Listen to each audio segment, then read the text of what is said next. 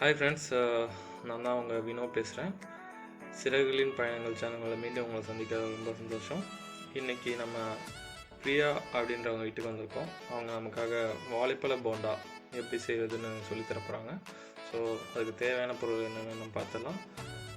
சொல்லுங்கள் பிரியா, என்னென்ன தேவை இந்த டிஷ்ஷுக்கு? இந்த வாழைப்பழம் போண்டா ரெசிபி ரொம்ப சிம்பிள்.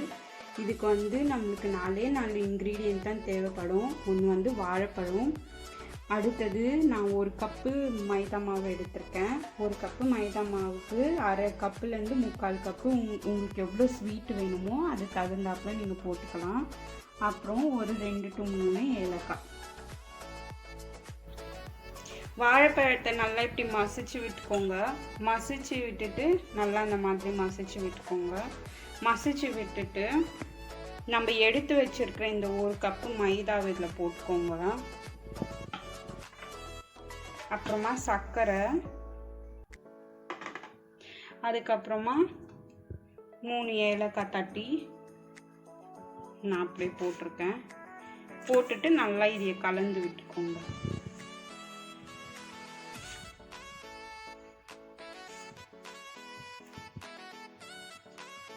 இதில் என்னென்ன போட்டிருக்கீங்கன்னு இன்னொரு தடவை சொல்லுங்கள். இதில் நம்ம வாழைப்பழம், மைதா, சர்க்கரை, அப்புறம் ஏலக்காய் போட்டு இப்படி கலந்து வச்சுருக்கோம். இது இந்த மாதிரி வந்துடும் உங்களுக்கு. நீங்கள் கலந்து வச்ச உடனே ஒரு 5 minutes ரெஸ்ட் விட்டுட்டு ஒரு சட்டியில் எண்ணெய் காய வச்சுக்கோங்க. ஒரு மிதமான சூட்டு வந்த அப்புறமா நீங்கள் போண்டா போட ஆரம்பிச்சிடலாம். இப்படி கொஞ்சம் கொஞ்சமாக எடுத்து நீங்கள் போண்டா போட்டுக்கலாம்.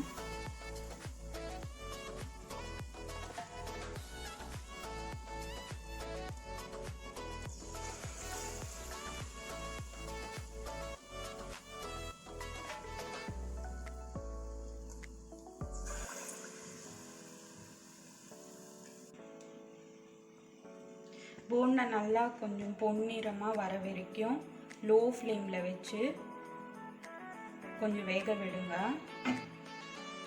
ஹை ஃப்ளேமில் வச்சிங்கன்னா தீஞ்சு போயிடும். லோ ஃப்ளேமில் வச்சிங்கன்னா கரெக்டாக வந்துடும், நல்லாவும் வெந்து வரும்.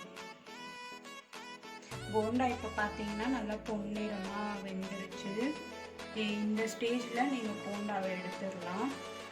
எடுத்துட்டு ஆயில் ஃபில்டர் பண்ணிக்கோங்க.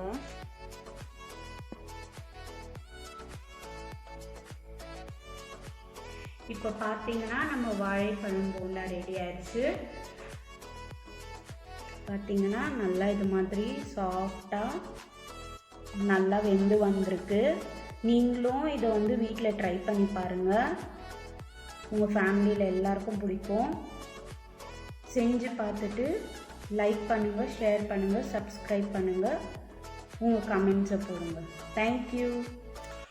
ஆமாம் ஃப்ரெண்ட்ஸு, நான் டேஸ்ட் பண்ணேன், செம்ம சூப்பராக இருந்துச்சு. இது இந்த கொரோனா டைமில் கம்மியான பட்ஜெட்டில் ஈவினிங் குழந்தைங்களுக்கு ஸ்நாக்ஸ் பண்ணி கொடுத்தீங்கன்னா ரொம்ப என்ஜாய் பண்ணி சாப்பிடுவாங்க. ஸோ நீங்களும் சாப்பிட்டு என்ஜாய் பண்ணுங்கள், ட்ரை பண்ணுங்கள் வீட்டில் கண்டிப்பாக. நம்ம சேனலுக்கு சப்ஸ்கிரைப் பண்ண மறந்துடாதீங்க. தேங்க்யூ.